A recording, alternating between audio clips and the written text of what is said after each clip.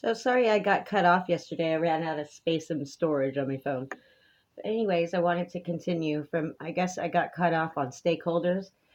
That's a whole nother session. That's disgusting that anybody would profit on this. And unfortunately, they do in many different ways. But important things also before we get started. Keep everything. I can't emphasize that more. Everything they give you, keep it. Even keep the mail you start getting. They will start using your mail as harassment.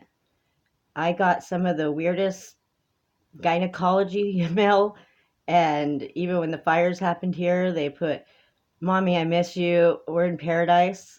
Yeah, they'll start doing some pretty sick things. Keep it all, even if you think you're not, able to prove it's them. If you even think it might be because it's just too much of a coincidence, keep it. Because you know what? It probably is. These are not people, they're not human. And yeah, it's YouTube, so I can say that. Anyways, so keep everything, take notes. It's going to be an emotional roller coaster. They set this up for your failure. They attack you in every way, and you've already had your kids removed, so you're just an emotional wreck, and they take advantage of this. So please remember, take notes as best you can. If they call you, email you, write the date down, what they did wrong, what you think they did illegal, write it down. And if you have access to a computer, make an Excel spreadsheet, um, take pictures of everything or screenshot something, and then make sure to keep it all on a cloud so you have it for later. So yes, record when possible. It also you can get an app that is it'll type the words for you. It won't necessarily record, quote unquote. So technically you can use it, a voice template, text to speech, any of that stuff. Whenever you're speaking to them in a meeting. So know your enemy. Yes, that's what they are. They call themselves CPS, DCSF, and a lot of other names. I don't know why it's not consistent, other than that's what they do to confuse people and to avoid accountability. Things I've heard and things that I have found to be true. They no longer need a warrant to enter your home. They actually yelled that as they entered my empty home. They don't need evidence. I've been told by social workers.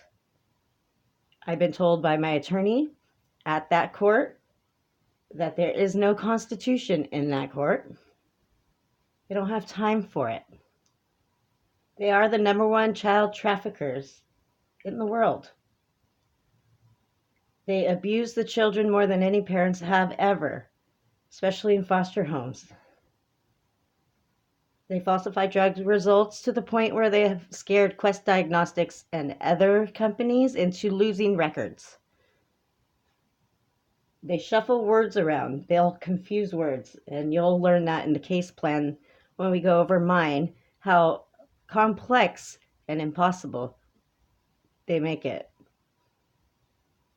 Um, so they switch social workers quite often. You'll notice you'll get one every 6 months or so. They do this, I call it turning, because that was a car sales term. Yeah, whenever you couldn't sell a car, you would turn the customer to another associate to try and sell the car. So I call it social worker turns. This is so they don't have accountability and they try and make the sale or accomplish whatever it is they're trying to do. Sell your kid or get you in services. They are foreign actors. I have one that was from Mexico and she moved back. The other one, I believe, was arrested for being an illegal alien.